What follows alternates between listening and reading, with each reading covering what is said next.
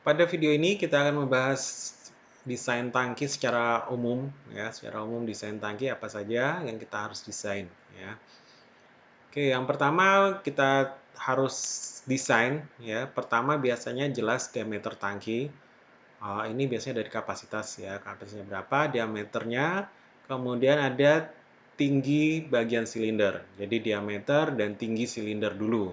Itu yang perlu kita cari. Tergantung kapasitas, ya, sekali lagi. Kemudian ada tinggi tutup atas, ya, tinggi tutup atasnya berapa, roofnya tadi, ya, bentuknya bagaimana, apakah mau yang setengah lingkaran, lingkaran gitu, atau flat, ya, atau flat, ya, atau mau yang conical. Begitu juga untuk yang tutup bawah, tergantung apakah ya, conical, apa standar disk, apa dome, ya, macam-macam. Nanti kita hitung tingginya.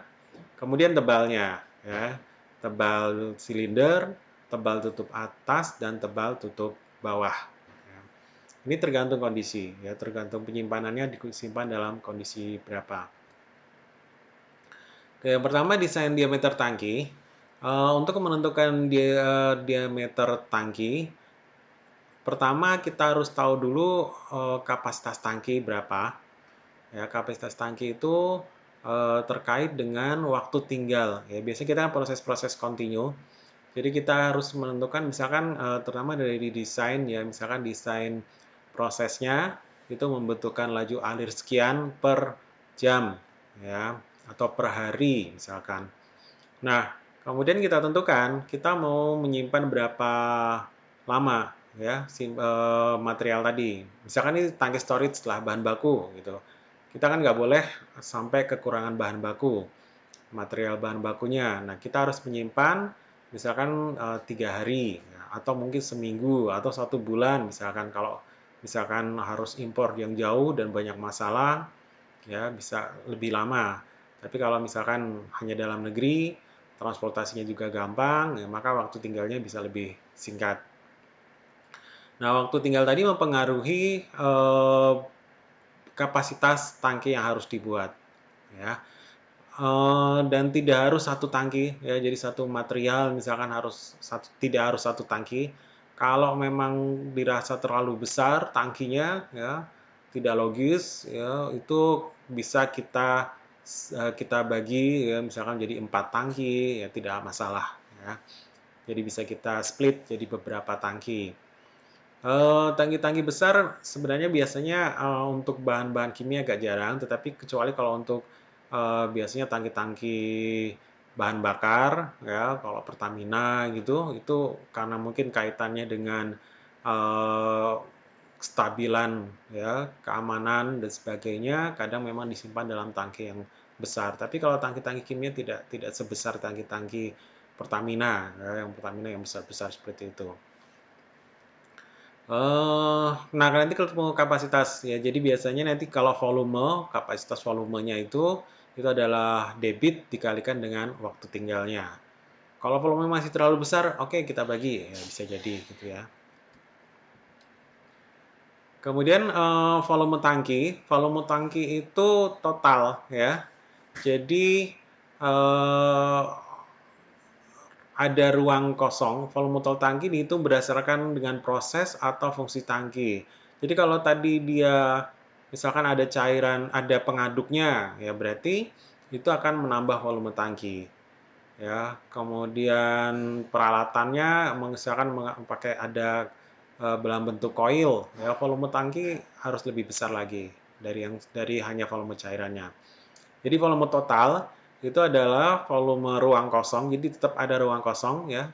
Jadi tidak dihabiskan semua hanya tangki, hanya berisi cairan. Kemudian volume peralatan dalam tangki bisa pengaduk, bisa koil misalkan. Kemudian ditambah dengan volume cairan. Ya, biasanya kemudian ada juga kapasitas desain kapasitasnya kita naikkan 20%, ya. Itu untuk ruang kosongnya tadi, ya. Jadi ada ruang kosong, ada peralatan, ya, volume peralatan yang tercelup itu berapa, ya, kemudian berapa volume cairan tangki. Volume total juga termasuk dalam bagian tutup bawah, tutup silinder dan bagian silinder dan tutup atas. Jadi kita mendesain ya tidak hanya silindernya saja. Berarti kalau misalkan di bawah bukan plat ya, plat bottom gitu enggak, tapi ada bagian bawah volume yang di bagian bawah, maka kita harus menambahkan volume tadi. Dibagi bagian juga bagian atas ya, misalkan ada roofnya bentuknya ada ruangan kosong bukan plat, oh berarti harus kita tambahkan.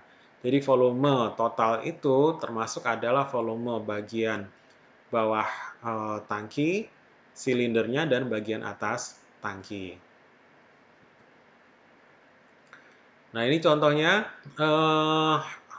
jadi volume. Ini kalau dalam contoh ini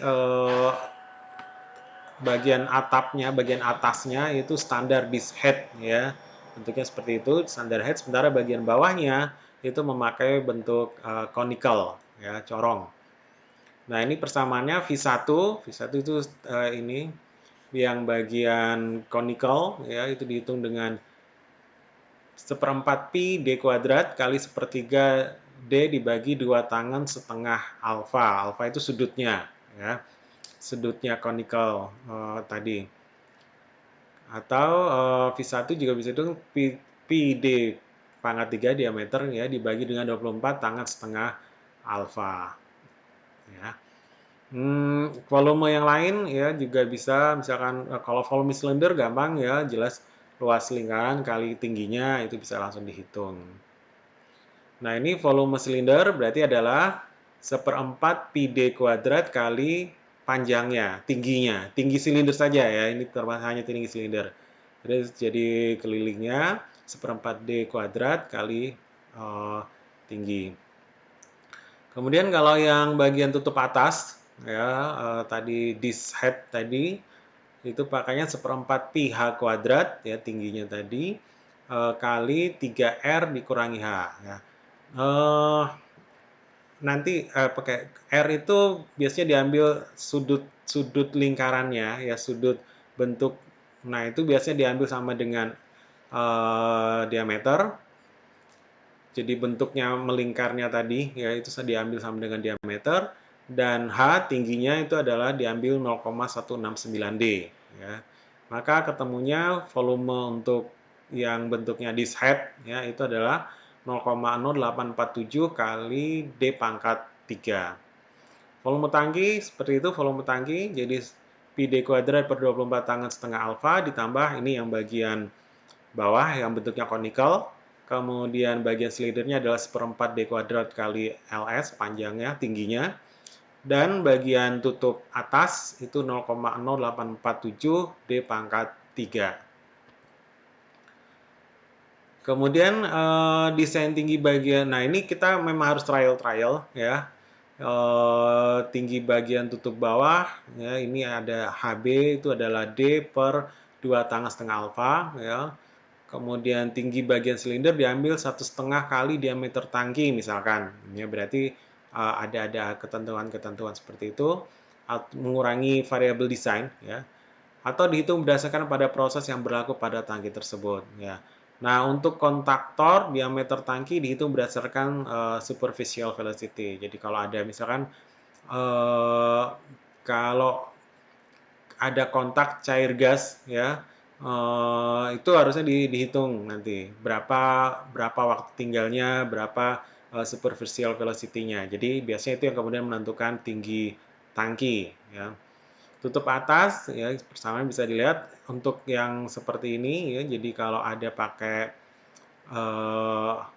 apa ya namanya crown ya, crownnya itu yang sudut itu ya bagian ini ya ini crownnya di sini. Nah itu eh, ada standarnya, tapi kalau dihitung tingginya itu adalah 0,169 D ya, secara umum.